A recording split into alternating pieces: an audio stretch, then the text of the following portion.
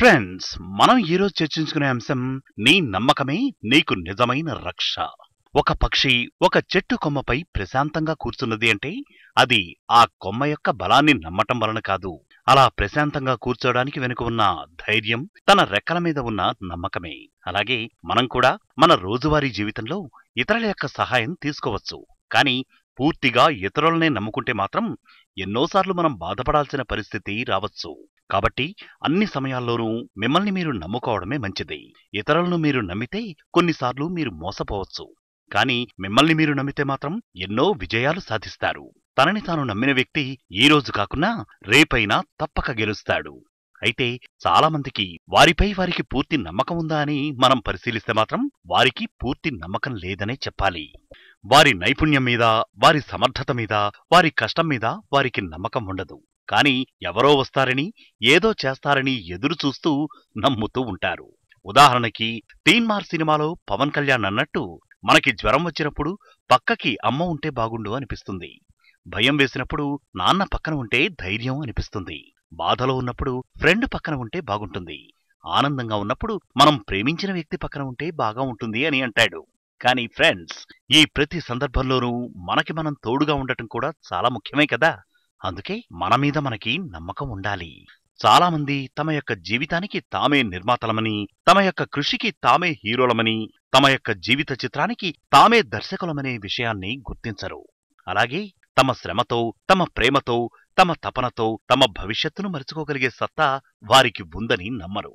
ఇలా మన సామర్థ్యాన్ని మనమే అనుమానిస్తే ఎలా చెప్పండి ఫ్రెండ్స్? మనల్ని మనమే నమ్మకుంటే ఇతరులు మనల్ని ఎలా నమ్ముతారో చెప్పండి.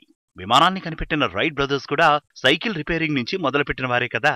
కానీ వారి మీద వారికి ఉన్న అచంచలమైన నమ్మకం మరియు వారు అనుకున్న విషయం ప్రపంచానికి ఎలా ఉపయోగపడుతుందో వారికి స్పష్టత ఉండడం వల్ల వారు సాధించడం సాధ్యమైంది. వారిలా మనపైన మనకి నమ్మకం పెంచుకోవడం వలన అనవసరమైన అనుమానాలు, భయాలు తొలగించుకొని మనం ఆత్మవిశ్వాసాన్ని, ఆత్మగౌరవాన్ని పెంచుకొని గొప్ప గొప్ప విజయాలను మన జీవితంలో సాధించగలం. దానికోసం మనం ఈ 4 విషయాలు అర్థం చేసుకుని ఆచరిస్తే చాలు. 1. మీ కోరిక సాధ్యమే అని గుర్తించండి. ఏదైనా ఒక పని మనం చేయగలం అని నమ్మడానికి ముందు అసలు ఆ పని ఈ ప్రపంచంలో సాధ్యమే అని నమ్మడం చాలా చాలా ముఖ్యం.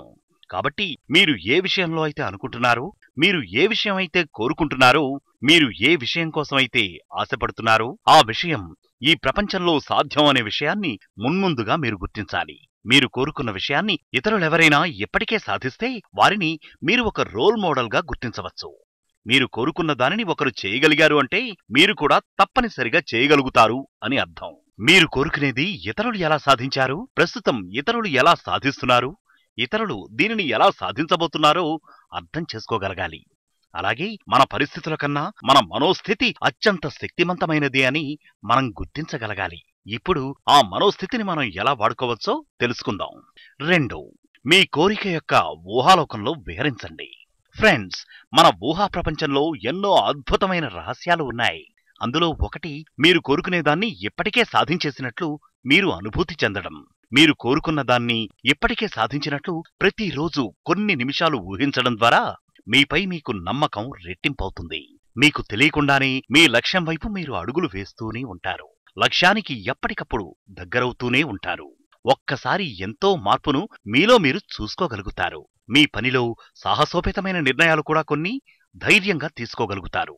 దీనికోసం మీరు ఒక విజన్ బోర్డ్ డిజైన్ చేసుకోండి. మీ కోరికలకు సంబంధించిన చిత్రాలని ఆ బోర్డుపై అతికించండి. అలాగే ప్రతిరోజు ఆ బోర్డు చూస్తూ ఉంటే మీరు ఊహించుకోవడం కూడా సులభం అవుతుంది.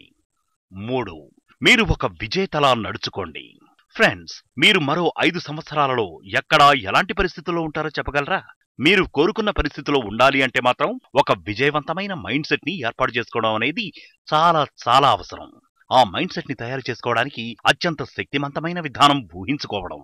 ఆ తరువాత మీరు కోరుకుంటున్న జీవితాన్ని సృష్టించుకున్న వ్యక్తిలా ఇప్పుడే వ్యవహరించండి.